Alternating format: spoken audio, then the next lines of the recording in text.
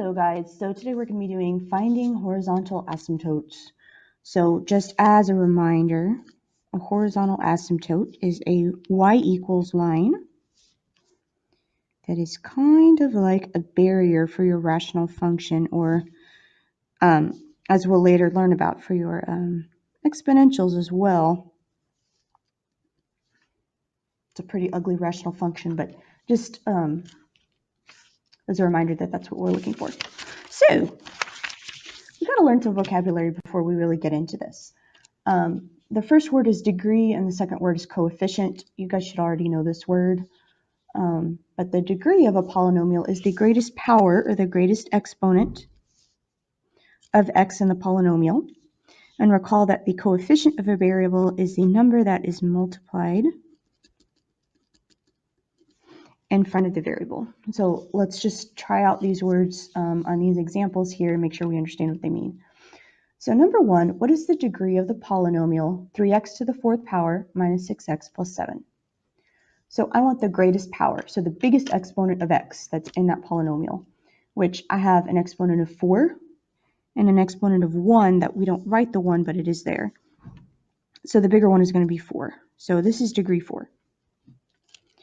The coefficient of x to the fourth in the polynomial above. So look at that x to the fourth. What number's in front? Oh, it's a 3. So my coefficient is 3. Next one, what is the degree of the polynomial x to the third plus 2x to the fifth minus x plus 5x squared? So I have a 3 power, a 5, a 1, and a 2. So my greatest exponent is 5. So my polynomial is degree 5. And what is the coefficient of x to the fifth in the polynomial above? So there's a 2 multiplied in front of it, so the coefficient is 2. All right, now that you've tried and checked the other questions on the front, we're going to look at how do we use those vocab words we just learned to find the horizontal asymptotes on a graph. Now, of course, you could graph it.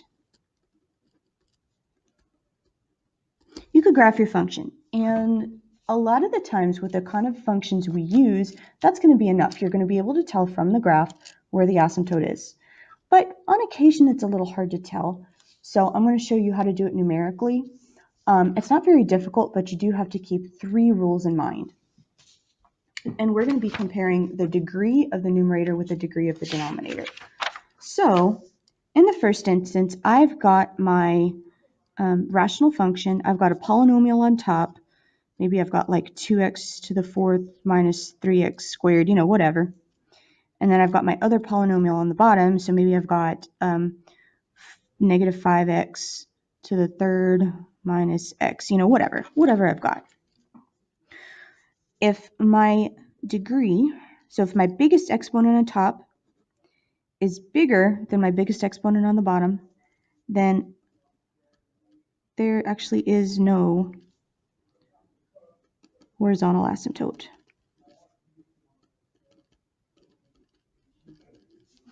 And we'll get to one down here that looks like that, and I'll graph it for you so you can see. So if your biggest exponent, so your degree in the numerator is greater than the degree of the denominator, your exponent on top is bigger than on the bottom, then there's no horizontal asymptote. Now please don't put that your asymptote is 0. That is not the same thing, okay? There just isn't one at all. And again, I'll show you an example. It's going to happen on number 3 that we're going to do in just a couple of minutes here.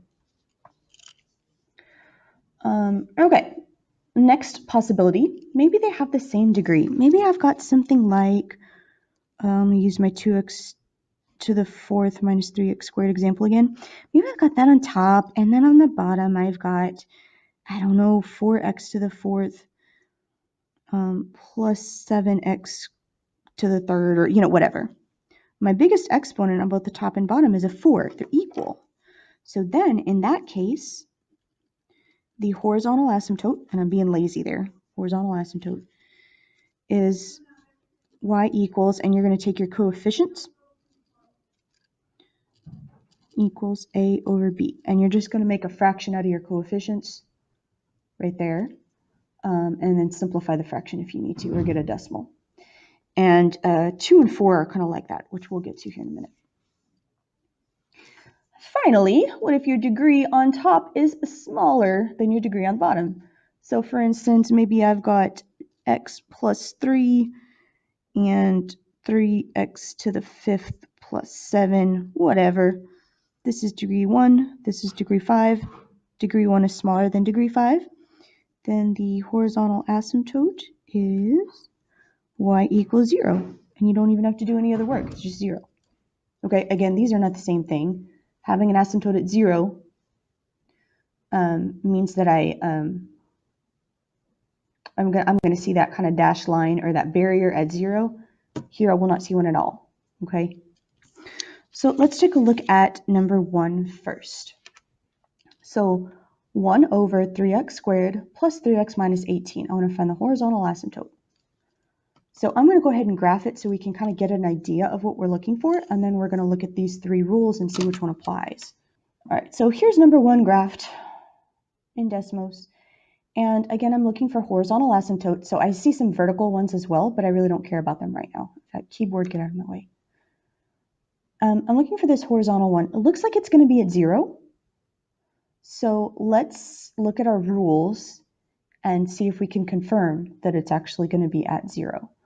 Okay, so we need to look at the degree of the numerator and denominator. So again, degree is the greatest power of x in the polynomial. So looking at number 1, you may notice on top there is no x. There's no powers of x. X isn't there. That means, I really have x to the 0 power, so this is going to be degree 0. So if there's no x at all, then x is degree 0. And here, my biggest power of x is going to be a 2, because the other one that I have is a power of 1, and obviously 2 is bigger than 1. So this is degree 2. So I've got a bigger degree on top, or on bottom, sorry, than on top. So I want to look at the case that the top has a smaller degree. So degree of numerator is less than degree of denominator. That's what I have here. So that means my horizontal asymptote is going to be at 0. So I'm just going to write HA y equals 0. So which is exactly what I saw in the graph. So they kind of confirm each other, which is what we want. Yay. So let's look at number 2. Again, I'm going to graph it just to give us an idea of what to look for. So I've graphed number 2. I'm going to zoom out a little bit. Kind of looks like, again, I see my vertical asymptote, but right now I don't care about the vertical asymptote. I just want my horizontal one.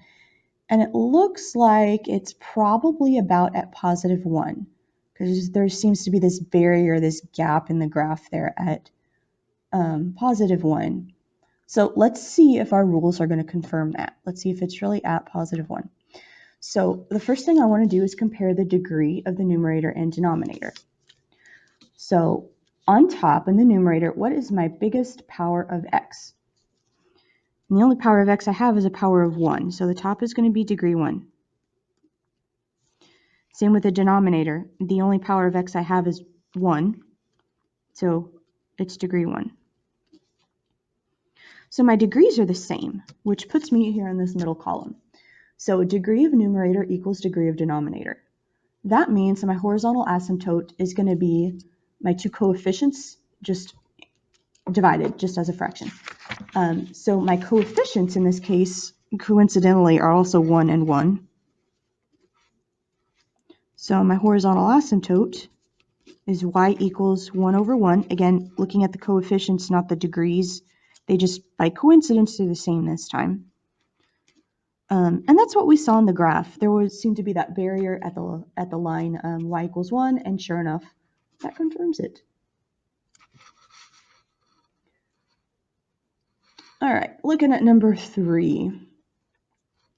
Once again, and this is what I was talking about earlier, there's no horizontal asymptote, as you will see in this one. So I'm going to graph it first and show you what to look for, what you might see.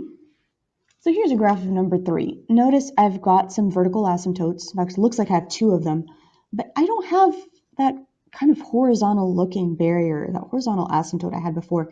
In fact, what I have is called an oblique or slant asymptote. So there's not a horizontal one, there's a slanted one, which you'll learn about in pre-cal. We don't do it in this class, but just know that if you see something like that, you're not going to have a horizontal asymptote, although you might have some vertical ones. So, and notice that is because my degree on top is a 3. So my biggest exponent in the numerator is a 3. In the denominator, my biggest exponent is 2, so that's degree 2. And when my degree on top is bigger than my degree on the bottom, then I'm not going to have a horizontal asymptote. I'm going to have an oblique or slant asymptote. So going back to my paper, degree 3, degree 2, and when the numerator has a bigger degree than the denominator, I have no horizontal asymptote. And again, please do not say the horizontal asymptote is at 0. It's not. There isn't one at all. So no horizontal asymptote. And the last one we'll do here on the notes is number 4, and then we will look at these in class together, just as kind of a check to see how well you're understanding. So on number 4, I'm going to go ahead and ask you right now what the 2 degrees are.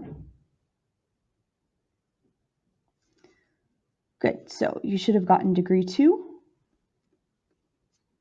both.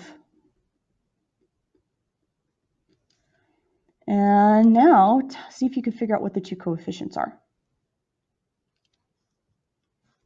So you should have gotten a coefficient of 1, one of those hidden ones that it's there, but we don't bother writing it, and -4. So my coefficients are 1 and -4, and since my degrees are equal, I'm looking at this part right here. My horizontal asymptote is y equals a over b. So just the coefficients in fraction form divided. So my horizontal asymptote is y equals 1 over -4. And if you want, you can write that as a decimal, or you can leave it as a fraction. It does not make any difference to me. But there's your horizontal asymptote, and that's really all there is to it.